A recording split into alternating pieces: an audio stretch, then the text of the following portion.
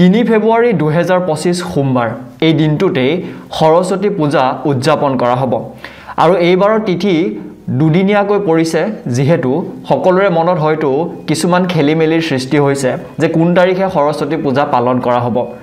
ইয়াতে জনাই দিও যে 3 ফেব্ৰুৱাৰী তাৰিখে পঞ্জিকাৰ মতে 3 ফেব্ৰুৱাৰী তাৰিখে যিটো বসন্ত পঞ্চমী বুলিও কোৱা হয় সেই বসন্ত পঞ্চমীৰ তিথি দিনাখন সৰস্বতী পূজা উদযাপন কৰা হয় গতিকে 3 ফেব্ৰুৱাৰী সোমবাৰে সৰস্বতী পূজা এইবাৰ উদযাপন কৰা হ'ব আৰু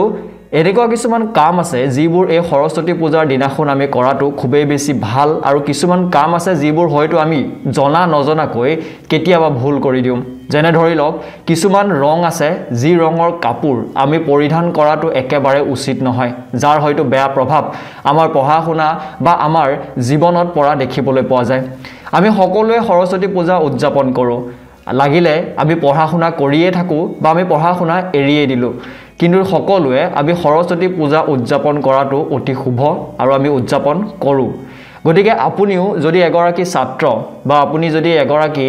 এনেকুৱা ব্যক্তি যিয়ে পঢ়া-শুনা হয়তো বহুত আগতে এৰিছে তেন্তে হলে এই ভিডিওটো আপোনালোকৰ বাবে কিন্তু গুৰুত্বপূৰ্ণ এনেকুৱা এবিধ ৰং আছে যিবিধ ৰং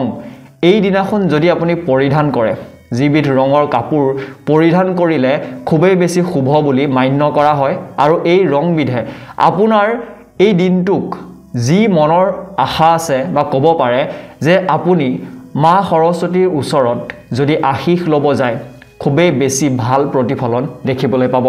ভিডিওটো বহুতে বেছি গুৰুত্বপূৰ্ণ আৰু বহুতো জানিবলগীয়া কথা আপোনালোকে এই ভিডিওটোৰ জৰিয়তে আজি গম পাব গতিকে ভিডিওটো শেষলৈকে চাই থাকিব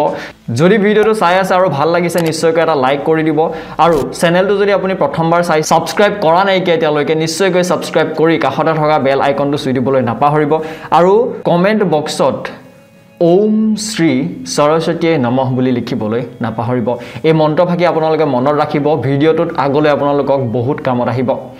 আমি প্ৰথমতে জানি লওঁ যে এই দিনটোত আমি কৰিব লগা কামখিনি কি হয় যদি আপুনি এগৰাকী ছাত্ৰ বা ছাত্ৰী তেন্তে হলে আপোনাৰ বাবে সৰ্বপ্ৰথম কৰিবলগীয়া কামবিধে হৈছে যে এই দিনাখন অতি সোনকালে যিমান সোনকালে পাৰে খোৱাৰ পাতিৰ পৰা উঠি ঘৰখন পৰিষ্কাৰ কৰাৰ লগতে আপোনাৰ যি পঢ়াৰ স্থান আছে আপুনি যদি ঘৰৰ পৰা বাহিৰত পঢ়া-শুনা কৰি আছে আপোনাৰ সেই পঢ়াৰ ৰুমটো পঢ়াৰ টেবুলখন সুন্দৰকৈ পৰিষ্কাৰ পৰিচ্ছন্নতা সম্পূৰ্ণ কৰি পেলাই ৰখাটো প্ৰয়োজনীয় আৰু সেই টেবুলখন বা সেই জায়গাখন আপোনালোকে পাৰিলে অকনমান পানীৰে মসৃণ কৰিব আৰু তাৰ পিছত তাত এগছি মাটি চাকি সৰিয়হৰ তেলৰ সৈতে প্ৰজ্বলন কৰিবলৈ বা জ্বলাবলৈ যত্ন কৰিব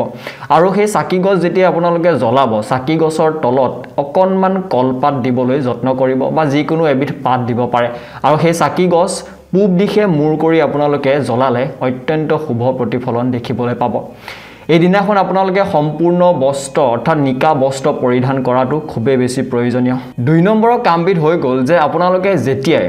মা সৰস্বতীৰ ওচৰত আঠু ল'ব বা আশীৰ্বাদ ল'ব তেতিয়াই মনত এবিধ মন্ত্ৰ উচ্চাৰণ কৰাটো খুবেই বেছি প্ৰয়োজনীয় পাৰিলে 3 বাৰ আৰু যদি তাতকৈ অধিকবাৰ উচ্চাৰণ কৰিব পাৰে আপোনালোকৰ বাবে খুবেই বেছি শুভ হ'ব আৰু সেই মন্ত্ৰফাকি হৈছে প্ৰথমতে যি ফাকি মন্ত্ৰ মই আপোনালোকক কৈছিলোঁ সেই মন্ত্ৰফাকি হৈছে ওম শ্ৰী সৰস্বতীয়ে নমঃ মনত ৰাখিব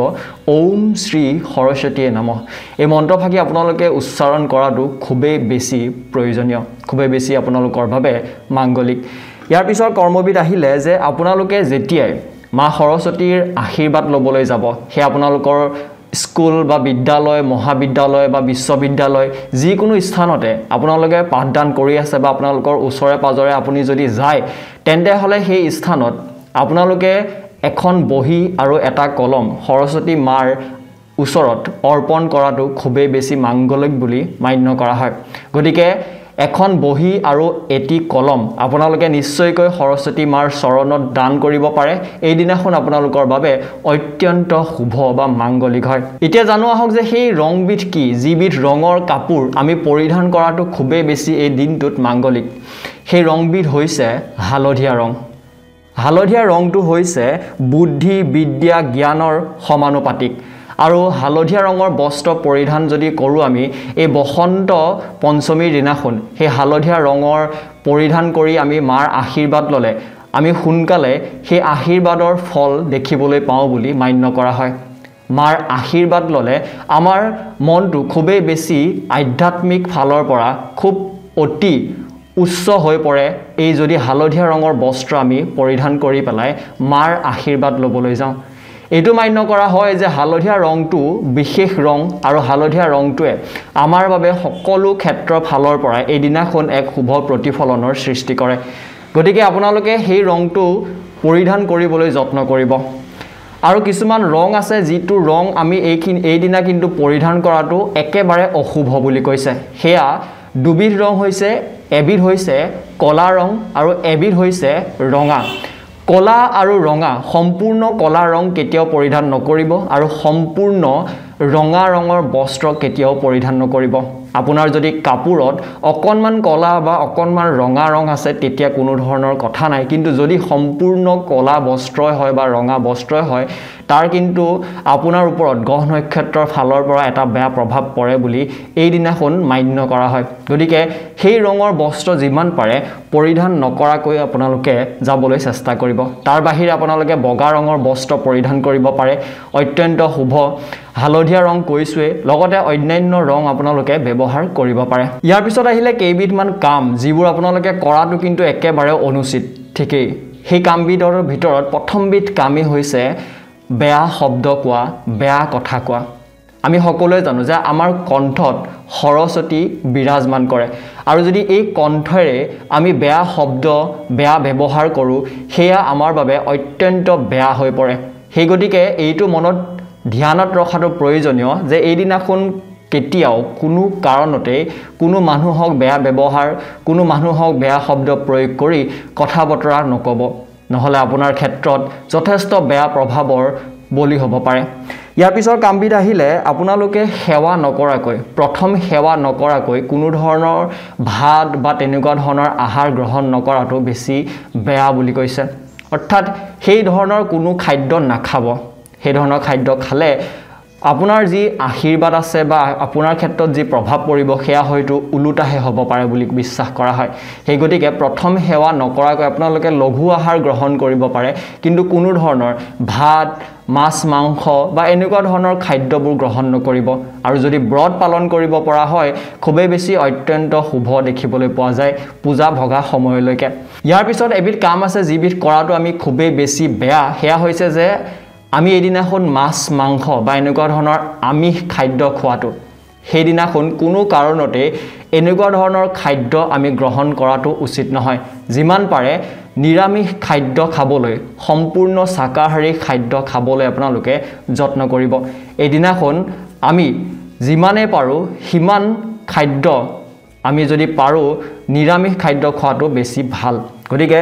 এইটো এটা কাম হৈ গ'ল যেটো আপোনালোকে কৰিব লাগে আৰু এবিধ কাম আছে যিবিধ কৰিলে আপোনালোকৰ ক্ষেত্ৰত যথেষ্ট বেছি ভাল প্ৰতিফলনৰ সৃষ্টি হোৱা দেখিবলৈ পোৱা যায় সেয়া হৈছে যে কোনো খুজনীয়া মগনীয়া বা কোনো প্ৰয়োজন বোধ হোৱা মানুহক আপোনাৰ ফালৰ পৰা যিমান পাৰে সহায় কৰিবলৈ চেষ্টা কৰাটো আপুনি যদি দুই এপইচা যিমান পাৰে যদি সহায় কৰিব পাৰে সেইয়াই আপোনালোকৰ